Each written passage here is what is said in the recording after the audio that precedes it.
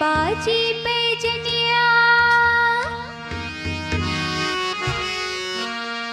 बाजी पे जनिया रुंझुन बाजीरी पे जनिया बाजी पे जनिया माँ की बाजीरी पे जनिया माथी माँ बिंदिया सोही ओढ़े रे चुनरिया माँ की बाजी पे जनिया माथी माँ बिंदिया सोही ओढ़े रे चुनरिया माँ की बाजी पे जनिया बाजे पे जनिया रंगी बाजे रे पे जनिया बाजे पे जनिया माँ के बाजे रे पे जनिया माथे माँ बिंदिया सोहे ओढ़े रे चुनरिया माँ के बाजे पे जनिया माथे माँ बिंदिया सोहे ओढ़े रे चुनरिया माँ के बाजे पे जनिया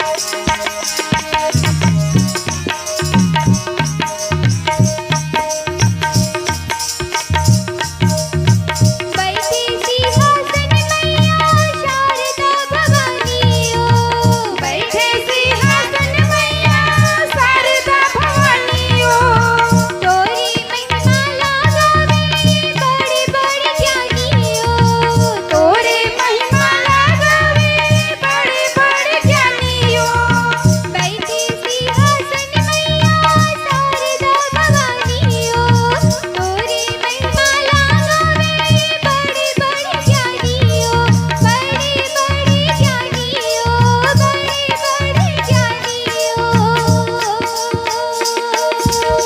तोरी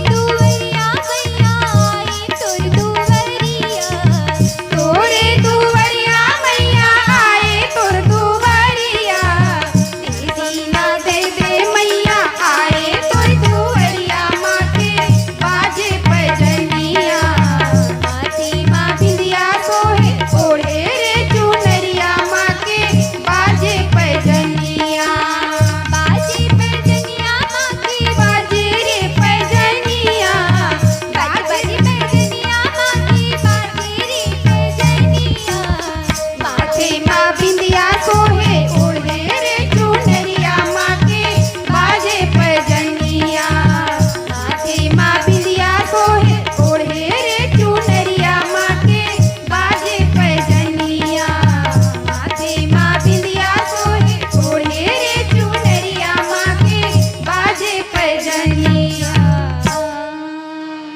प्रेम से बोल सिरो वाली मैया की जय भरत प्रिय रामचंद्र की जय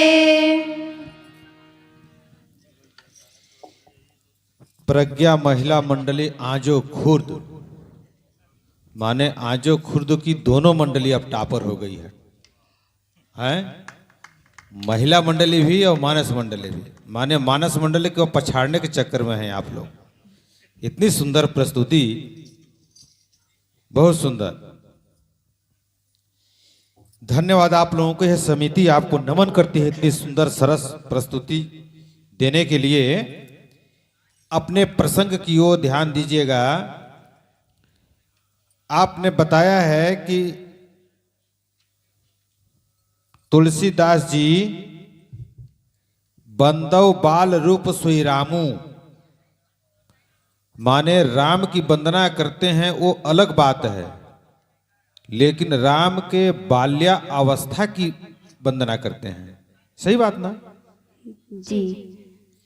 तो बाल रूप वंदना करने का क्या भाव होगा?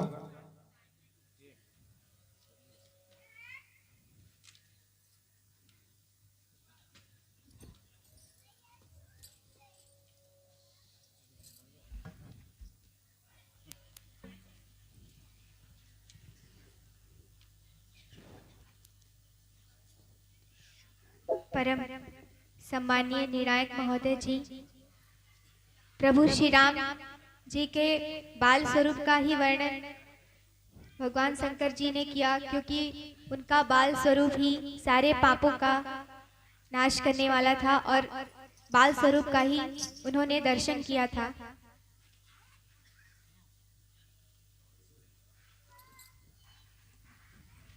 हाँ, कल्पना करके ही अपना अनुभव ही बताना है भाई, गारंटी के साथ कौन बता सकता है ना? जी। तो ऐसी कुछ और विचार जोड़िए।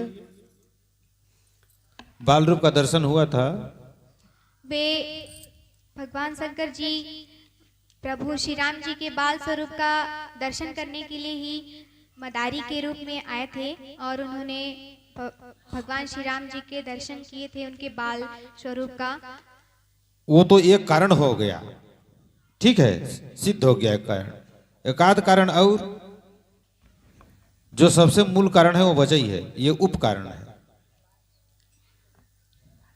बाल स्वरूप का ही उन्हें श्री रामचंद्र जी ने लीला किए थे और शिव जी का। परम सम्मानीय निर्णायक महोदय जी, बाल स्वरूप को देख करके हर कोई मोहित हो जाता है और बाल स्वरूप ही होता है वो बहुत ही मन भावन होता है, मन को लुभाने वाला होता है। और भगवान शंकर जी भी इसी प्रकार से बाल स्वरूप को देख करके मोहित हो जाते थे।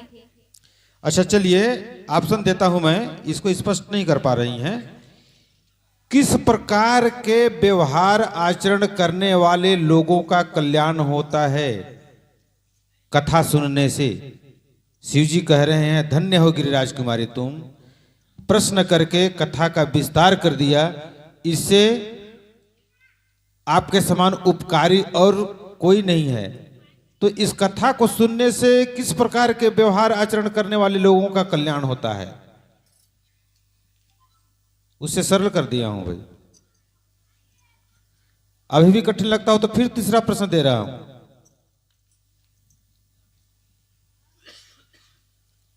परम सम्मानीय निर्णायक महोदय जी, जो छल करते हैं, जो पाप करते हैं या जो प्रभु के चरणों में प्रीति नहीं करते हैं, ऐसे लोगों के लिए शंकर जी ने कहा है कि ऐसे लोगों के लिए तुमने बहुत ही महान प्रश्न पूछा है, जो कि उन्हें कुछ मार्ग दिखाने वाला है। यह प्रश्न चश्मा वाली बहन बताएंगी साहब, आप बताइए, आप ही समाधान कर पाएंगे। मैं आप ही को समझ के प्रश्न किया था, क्योंकि हर आदमी हर क्षेत्र में पारंगत नहीं होता। ये गायिका हैं तो इनको गायिका ही रहने दीजिए, समाधान के लिए वरिष्ठ लोग लग जाइए। ले परम आदरणीय सम्मानीय निर्णायक महोदय जी, शायद मैं आपके विचार तक ना पहुंच पाऊं, फिर भी अपनी छोटी सी बुद्धि के अनुसार कह रही हूँ। प्रभु शंकर जी जिस प्रकार से उनके बाल लीला के रूप को देखकर मोहित हो जाते थे, मोहित हुए थे, और